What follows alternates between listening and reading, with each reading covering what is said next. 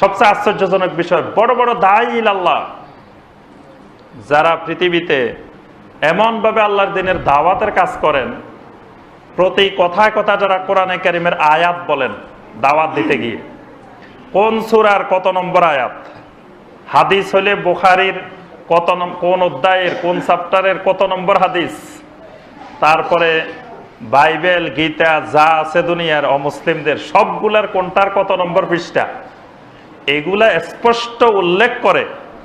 এবং পৃথিবীর শ্রেষ্ঠ তাফসীর কারকেরা আহলুস সুন্নাহ ওয়াল জামাতের তাফসীর কারকেরা যে ব্যাখ্যাটা দিয়েছেন সেই ব্যাখ্যাটা দিয়ে দাওয়াতের কাজ করেন। আমরা আমাদের এই দেশে যে সকল আলেম ওলামা আছি, আমরা কোরআনে কারিমের একটা আয়াত কোন সূরার কত নম্বর আয়াত বলতে পারি না, একটা হাদিস জানি আমরা কোন অধ্যায়ে কত নম্বর, 5টা 10টা মুখস্থ করলে উল্টাপাল্টা হয়ে যায়, কোনটার জায়গায় কোনটা হয়ে যায় আর খেয়াল থাকে না। আয়াত 10টা মুখস্থ করলে এক বিষয়ের উপরে, এরপরে এলোমেলো হয়ে যায় যে কোনটা কোন সূরার কত নম্বর আয়াত, এটাই বলতে পারি না।